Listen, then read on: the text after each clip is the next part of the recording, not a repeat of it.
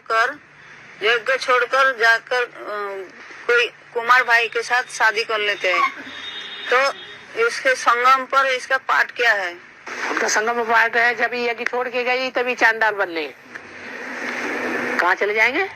चांडाल। चांडाल तो बनेंगे, लेकिन राज परिवार में चांडाल बनेंगे या प्रजा वर्ग में चांडाल बनेंगे? राज परिवार के चांडाल बनेंगे। यहाँ छोड़ गए माने नीची दृष्टि ब्राह्मण परिवार और ब्राह्मण परिवार के पिता के प्रति नीची दृष्टि लेकर के गए या ऊंची दृष्टि लेके गए? नीची दृष्टि। तो नीच से नीच पद मिलना चाहिए कि नहीं? मिलना चाहिए। तो नीच से नीच पद है चांडाल का पद। वो प्रजा भी है, चांडाल भी है। जो बाहर हैं, सरेंडर नहीं हुए हैं, वो यज्ञ छोड़ करके चले जाते हैं, ज्ञान छोड़ के चले जाते हैं, तो वो प्रजा वर्ग में चले जाते हैं, प्रजा वर्ग में चले जाते हैं।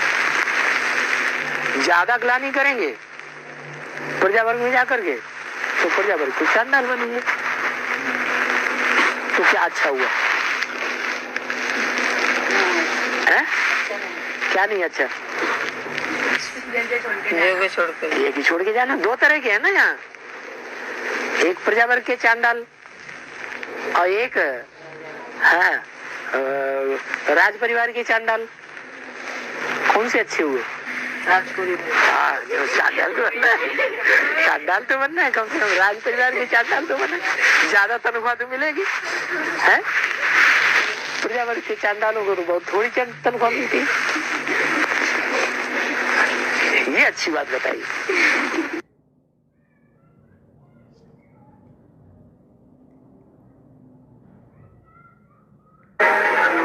आत्माभिमानी बनने की शिक्षा कोई भी नहीं देता है। भले कहते हैं आध्यात्मिक ज्ञान सिखावेंगे, परंतु आध्यात्म का अर्थ क्या है वो भी नहीं जानते। अभिमानी आत्मा के अंदर तब कहा जाता है आत्मिक। आत्मा के अंदर कैसे 84 जन्मों का पाठ भरा हुआ है वो जानना है। ऐसी शिक्षा आध्यात्मिक ज्ञान देता है।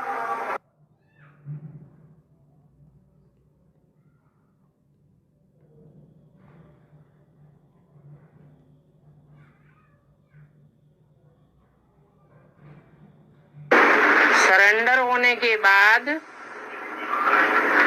कन्या माँ बाप को फोन करने के लिए मना करती है।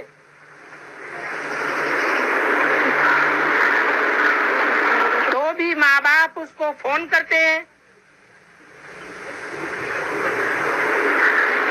क्या इसका माँ बाप के ऊपर बोझा चढ़ता है?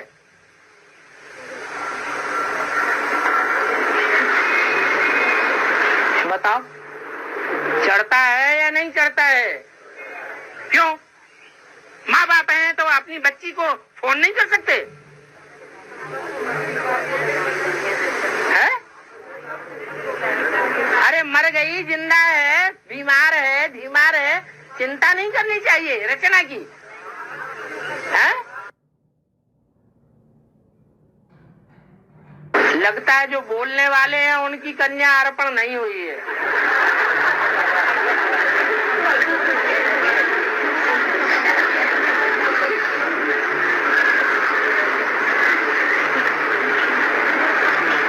मुरली में बोला है माँ बाप होते हैं बच्चों के दुश्मन। क्यों बोला है? क्या ऐसा है? माँ बाप बच्चों के दुश्मन होते हैं? हैं? अरे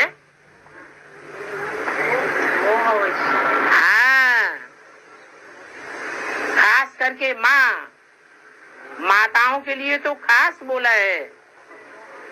माता में अगर मोह का विकार खत्म हो जाए तो समझो माताएं विजयी हो गई।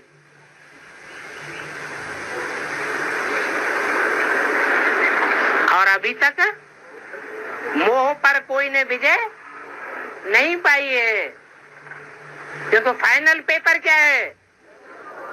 नष्टो मोहा स्मृति लब्धा।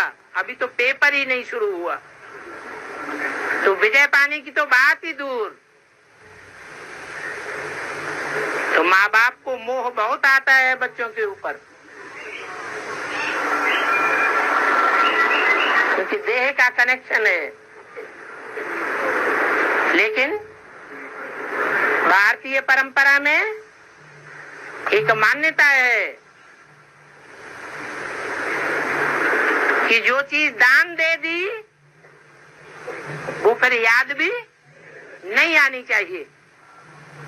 दान दे दिया तो दूसरे की हो गई, या हमारा हक रह गया, दूसरे की हो गई। याद करना, उसे बार बार बुलाना। अर्पण इसलिए किए कि ज्ञान यज्ञ के वातावरण में जाकर के अच्छे से पढ़ाई पढ़े और जल्दी नष्ट हो मोहा स्मृति लब्धा बने। और हम उसे, माँ बाप उसे बार बार खींचते रहेंगे।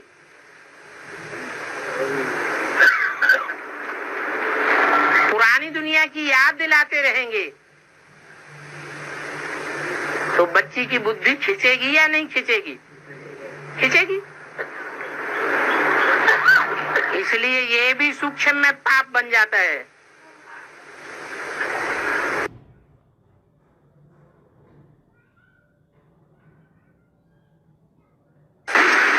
कैसे पता चलेगा अपना पाप कट रहा है? इससे क्या निशानी? खुशी होगी, और जिनके पाप बढ़ रहे हैं उनको दुख होगा, वजन चढ़ता जाएगा, याद नहीं लगेगी, मुझते चले जाएंगे। 63 जन्मों में जो पाप किए हैं उसका 1 गुना पाप चढ़ता है। और ज्ञान में आने के बाद जब कोई पाप करता है जानबूझ करके, तो वो भगवान से भी नहीं डरता, उसको 100 गुना बोझ चढ़ता है। तो ज्यादा पतित आत्मा शूटिंग पीरियड में बनती है या 63 जन्म में बनती है? इसलिए शूटिंग पीरियड में तो बहुत अलर्ट रहना चाहिए।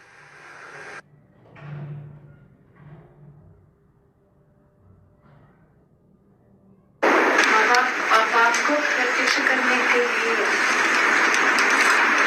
ज्यादा कौन सा करना होना चाहिए?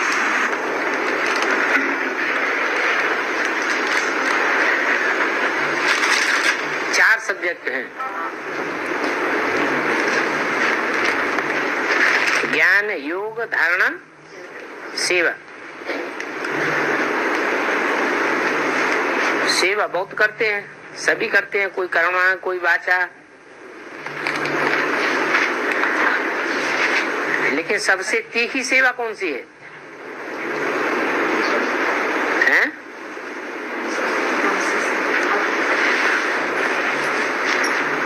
तीखी सेवा कौन सी है? मनसा सेवा। अभी 70 साल हो गए, कितनी भाग दौड़ की और कितनी वाचा चलाई, और दुनिया में भगवान की प्रत्यक्षता कितनी हुई? 70 साल में 70% तो प्रत्यक्षता होनी चाहिए थी। प्रत्यक्षता तो कुछ भी नहीं हुई खास। इसका मतलब कि सारी सेवा मनसा के वाइब्रेशन से होगी। मन पावरफुल होगा, बुद्धि पावरफुल होगी, तो कंसंट्रेशन जितना जितना बढ़ता जाएगा, हम वायुमंडल को कंट्रोल करते जाएंगे। मनुष्य ही वायुमंडल को कंट्रोल कर सकता है। जानवरों में तो इतना मन होता ही नहीं है, बुद्धि होती ही नहीं है, वो वायुमंडल को कंट्रोल नहीं कर सकते।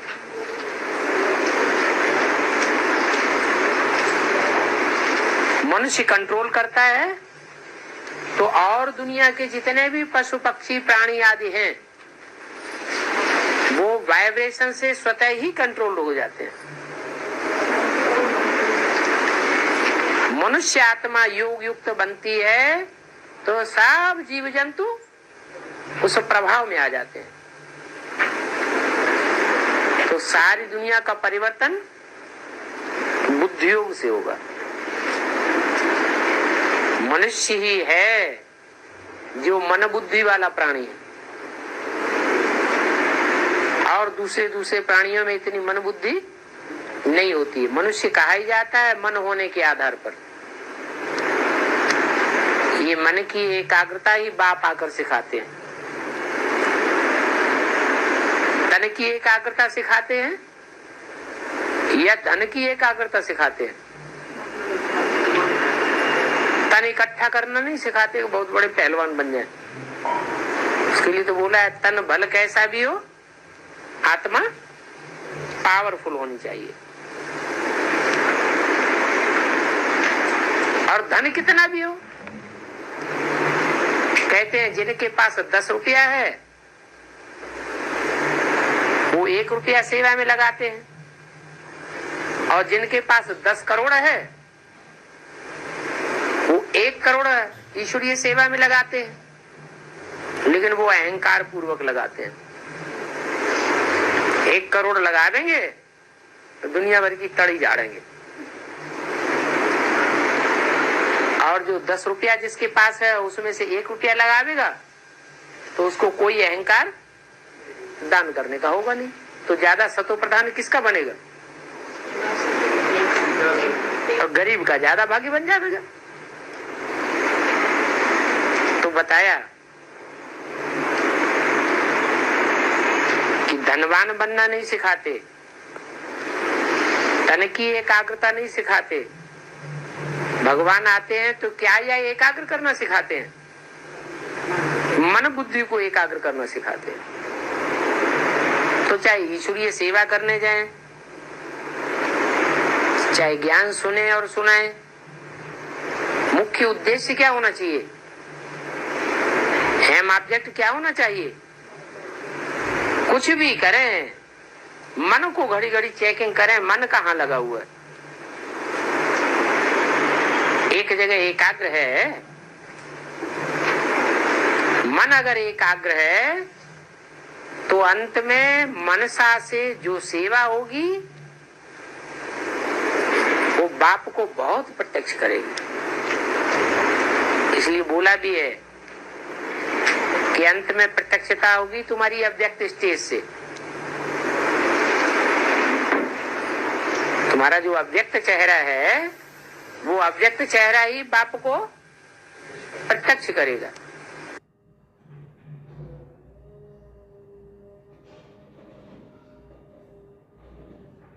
ज्ञान की गलतफहमियां एडवांस पार्टी में भी ढेर सारी भरी हुई हैं, इसलिए अलग अलग ग्रुप बन गए हैं।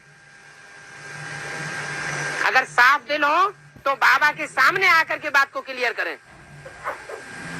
अंदर अंदर कमजोरी भरी हुई है, मैल भरा हुआ है, उस मैल को कैसे प्रत्यक्ष करें? हमारे देह अहंकार के पूरा पोता मेल नहीं देना चाहते तो विरोध करना शुरू कर देते हैं।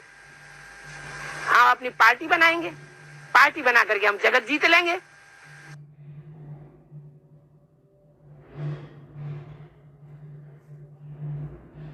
बाबा शिव 100 कब बनते हैं? शिव 100 कब बनते हैं? शिव 100 कब बनते हैं? 100 शिव सब कब बनता है? जब शिव की याद नहीं है तो सब बन जाता है। क्या एकलव्य की मिसाल है? क्या मिसाल है? एकलव्य जो है वो एक को लव करने वाला है। उसका सुप्रीम टीचर है। बुद्ध रूपी घड़ा वही उसका आचार्य है। बुद्धिमानों की बुद्धि। गुरु का नाम क्या रखा? द्रोणाचार्य, द्रोण माने घड़ा। दुनिया का बड़े से बड़ा बुद्ध रूपी घड़ा जो है वो उसको उसने आचार्य माना। एक शिव बाबा, दूसरा न कोई, और किसी से शिक्षा नहीं लेनी है तो एक से लेनी, एक से पढ़ाई पढ़नी।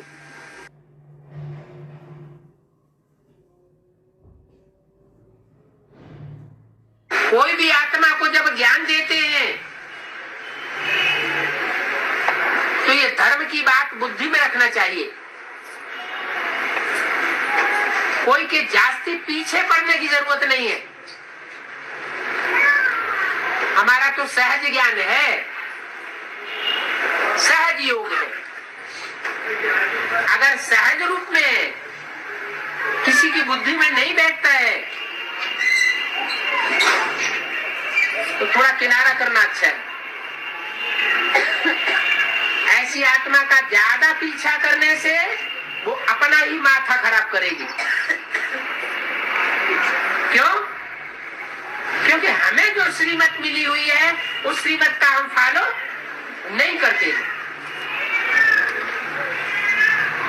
हमारा कोई हठयोग थोड़ा ही है, हमारा तो सहज राजयोग है, सहज ज्ञान है।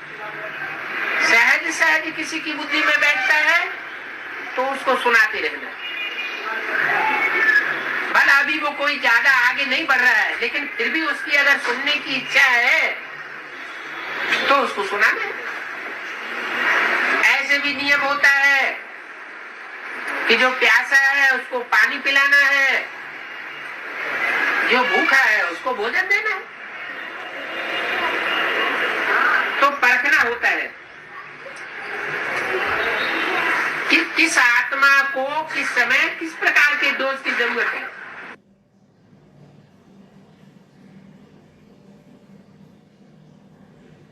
भक्ति मार्ग में राधा को बड़ा बताते हैं, क्योंकि संगम युग में बेसिक नॉलेज में भी जो राधा है माने ओम राधे, क्या ओम राधे, जिसमें प्रत्यक्ष होके छोटी माँ का पाठ बजाएगी। वो छोटी माँ 3-4 साल पहले ही ज्ञान में आ जाती है बेसिक में, और कृष्ण के रूप में जो पाठ बजाएगा संगम की कृष्ण के रूप में अंतिम संपन्न स्टेज में, वो 3-4 साल के बाद बेसिक नॉलेज में आता है। तो बेसिक नॉलेज की बात हुई। ऐसे ही एडवांस नॉलेज में भी, क्या एडवांस नॉलेज में भी जो ज्ञान का निचोड़ है, वो तंत्र है, वो क्या है?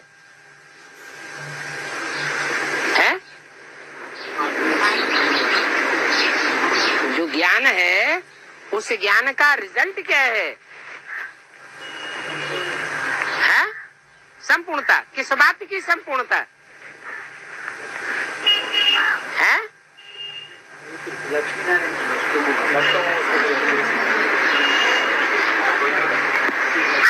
पवित्रता की संपूर्णता, प्योरिटी। तो प्योरिटी में प्रैक्टिकल जीवन में कौन आगे जाता है? लक्ष्मी आगे जाती है। इसलिए दिखाया है कि राधा बड़ी और कृष्ण छोटा।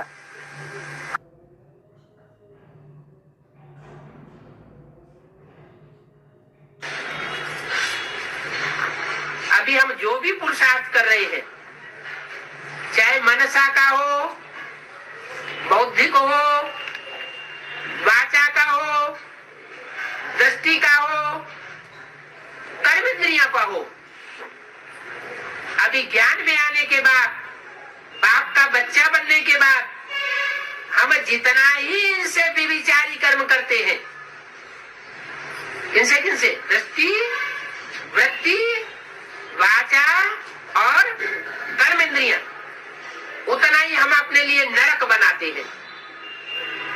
नरक की दुनिया की चॉइस कर रहे हैं। वेल एडवांस में चलने वाले हैं, एडवांस में चलने वाले भी एडवांस नरक में जाते हैं। ऐसे नहीं कि जितने भी एडवांस में चलने वाले हैं वो सब एडवांस स्वर्ग में चले जाएंगे। नहीं, वो भी अपने 63 जन्मों की और 21 जन्मों की शूटिंग कर रहे हैं।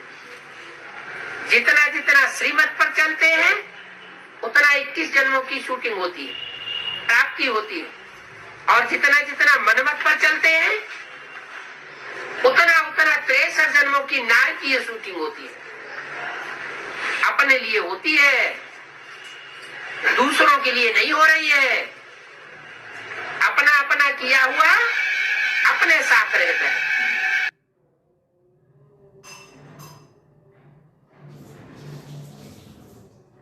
अभी जो आवे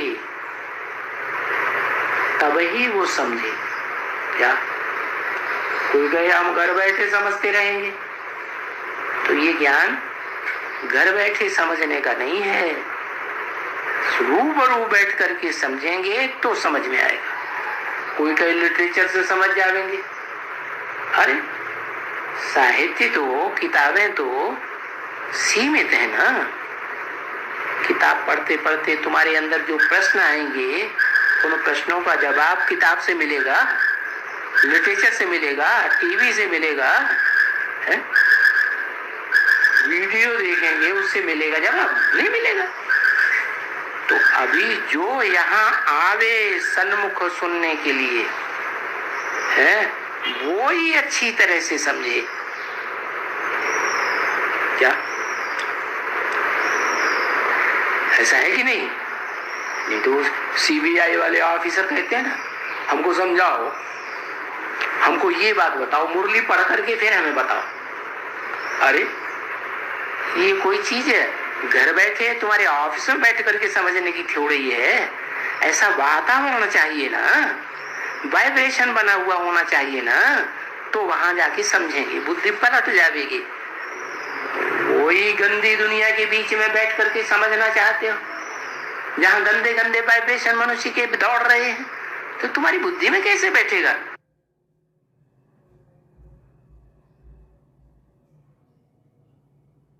शांति के लिए, पवित्रता के लिए समझाना बहुत सहज है कि जितना तुम शांत रहेंगे तो प्योरिटी की स्टेज समझो बढ़ी हुई है। अशांत रहते हैं और दूसरों को भी अशांत करते हैं, इसका मतलब आत्मा इम्प्योर है, पवित्र नहीं है। वाइसलेस और विशियस वर्ड, ये समझाना बहुत सहज है। जो जितना निर्विकारी होगा उसमें शांति के वाइब्रेशन उतने ज्यादा होंगे, और जितना विकारी होगा उसमें अशांति के वाइब्रेशन उतने ही जास्ती होंगे। तो जन्म जन्मांतर की शांति की दुनिया और जन्म जन्मांतर की अशांति की दुनिया हम अभी तैयार कर रहे हैं।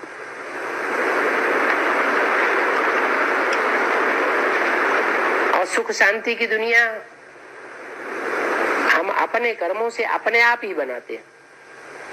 इसलिए कहते हैं आत्मा अपना शत्रु है, आत्मा अपना मित्र है। अभी बाप जो हमको ज्ञान सुनाते हैं, उस ज्ञान को जीवन में अगर हम धारण करें सही तरीके से और मनुष्यों की मत पर और मनमत पर न चलें, तो जन्म जन्मांतर के लिए हमारी सुख शांति के वाइब्रेशन की दुनिया अभी बन रही है। हर आदमी जो मन में संकल्प पैदा करता है वो संकल्पों का वाइब्रेशन बनता रहता है। आत्मा के चारों ओर वो वातावरण बन जाता है। वो वातावरण जो है वो ही जन्म जन्मांतर का हमारा फाउंडेशन है। तो सतयुग में है पवित्र देवताएं, उन देवताओं का वातावरण, उनका वायुमंडल कितना श्रेष्ठ था। उन्होंने ये शुद्ध वायुमंडल कैसे बनाया? संगम युग में योग बल से बनाया।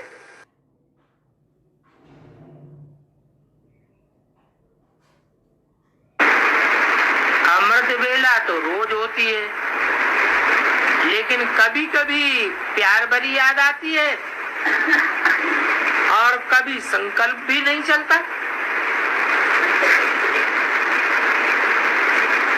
तो कैसे करने से हर दिन अच्छी याद रहेगी?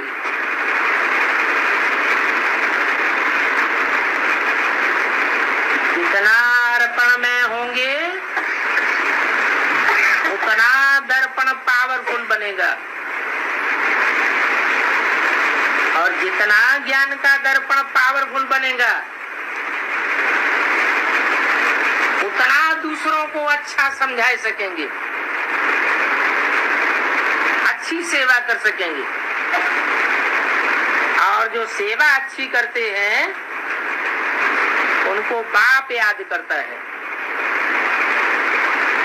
बाप किन बच्चों को याद करता है? सर्वसेवल बच्चों को याद करता है। तो जिन सर्वसेवल बच्चों को बाप याद करेगा उनकी याद तो जरूर तीखी हो जाएगी।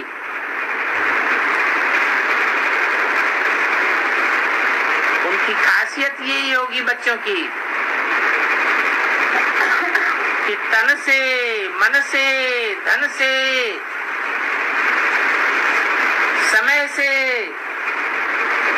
संबंधियों और संपर्कियों से, सब प्रकार की शक्तियों से बाप की सेवा में लगे रहना और प्यार से लगे रहना।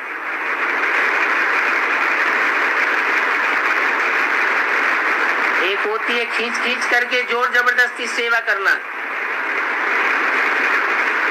और एक होता है प्यार से सेवा करना, समर्पण भाव से सेवा करना। तो ऐसी आत्माएं अमृत वेले तो क्या हर समय मस्ती में रहेंगी।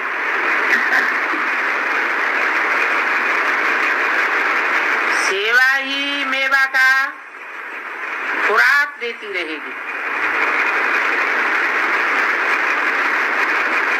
सेवा नहीं करेंगे, मेवा लेने के अधिकारी बनते रहेंगे।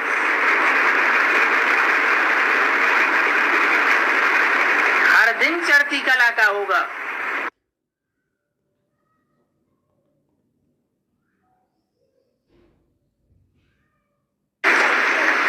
आखिर पांडवों को स्वतंत्र रूप से यूज करने के लिए 3 पैर पृथ्वी के क्यों नहीं मिलते?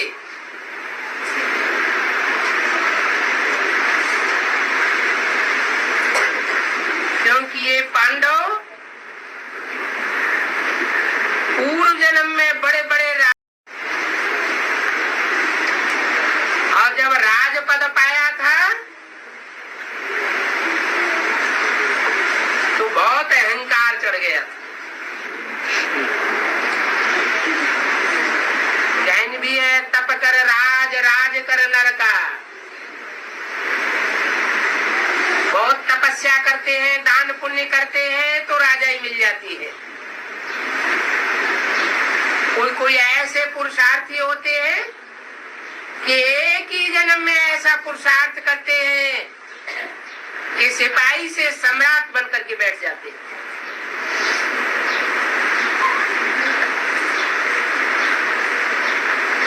लेकिन जब पदमान मर्तबा मिलता है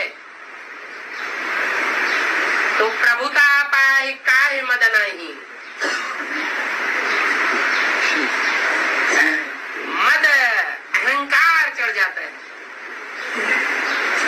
और जो न करने योग्य कार्य है वो भी कर बैठते हैं।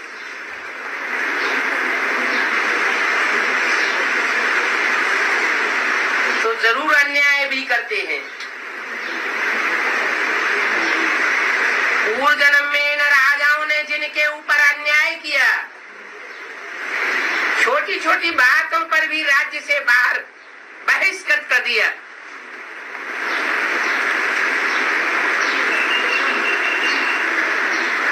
वो बाहर की दुनिया में भटकते रहे।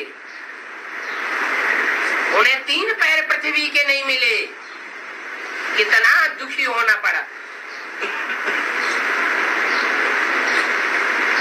वहां तो उनके आश्रय के लिए भगवान का ज्ञान भी नहीं था। कितना दुखी हुए होंगे।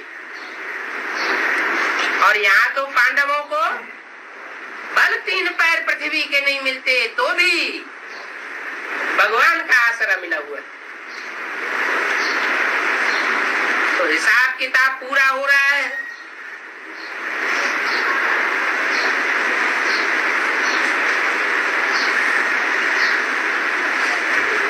उसमें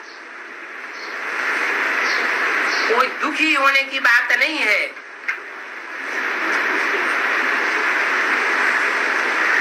और ही उमंग उत्साह आना चाहिए कि दुनिया में जितने भी धर्म पिताएं और उनके फॉलोअर्स हुए उनको धर्म के धक्के